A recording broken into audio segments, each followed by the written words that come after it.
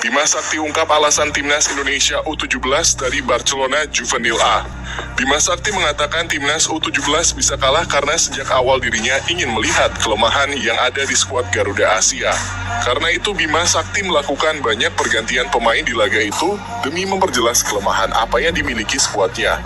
Dengan begitu Bima Sakti dan konsultan pelatih Frank Wormuth jadi paham apa yang harus diperbaiki dari timnya. Ini pertandingan perdana kita dan saya tujuannya mencoba semua pemain. Kami juga sudah koordinasi dengan Frank. Ini penting buat kita jadi kita lebih tahu dan paham bagaimana tim dan kekurangan kita, kata Bima Sakti mengutip dari Antara News.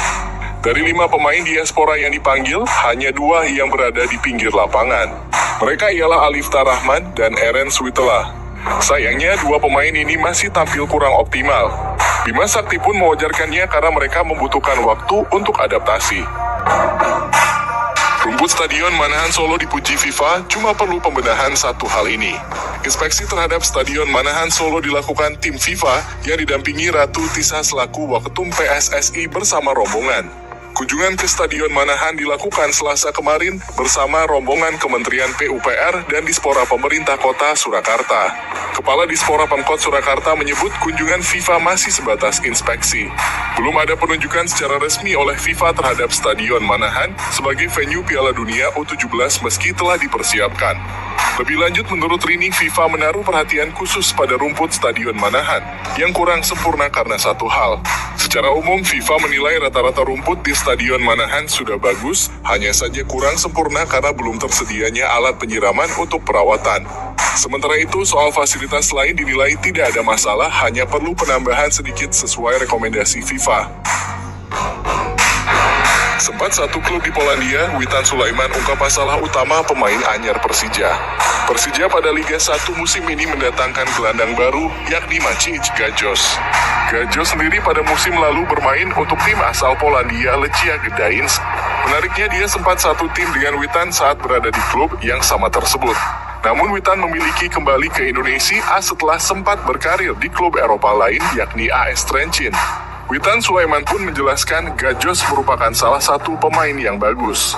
Hal tersebut berdasarkan pengalamannya di AS Trencin. Namun hal ini tidak membuat pemain berpaspor Polandia tersebut langsung bisa menemukan performa terbaiknya. Salah satunya terkait cuaca yang lebih panas di Indonesia. Saya bisa bilang Gajos adalah pemain yang bagus, tapi pasti sulit bagi dia untuk adaptasi cuaca Indonesia yang panas, kata Witan Sulaiman dilansir Bola Sport. Witan juga menambahkan bahwa dia sempat membutuhkan waktu untuk bisa beradaptasi dengan cuaca saat kembali ke tanah air. Prediksi komposisi pemain Timnas Indonesia untuk Piala AFF U23, minim skuad lama. Timnas Indonesia U23 telah mulai mempersiapkan diri untuk menghadapi Piala AFF U23 2023 dengan semangat baru. Asisten pelatih Nova Arianto mengungkapkan bahwa mereka akan diperkuat oleh banyak pemain baru yang menjanjikan. Dalam upaya mencari bibit unggul untuk dipanggil ke Timnas U23, Nova Arianto dan staf pelatih langsung memantau perkembangan BRI Liga 1 yang tengah berlangsung. Kami terus memantau pemain-pemain yang ada, pemain baru yang mungkin di luar pemain yang pernah tampil bersama Timnas. Kita melihat situasi apakah ada pemain baru yang bisa kita coba di Timnas, ucap Nova. Ada beberapa pemain, terutama untuk event U23. Fokus kita mencari pemain di usia U23, dan saya lihat ada beberapa potensi yang sudah masuk di catatan kita, dan itu yang akan kita coba, imbuhnya. Meskipun akan ada banyak pemain baru yang dipanggil, Nova Arianto menegaskan bahwa para pemain yang telah dipercaya sebelumnya juga masih akan tetap menjadi andalan dalam skuad Timnas Indonesia U23.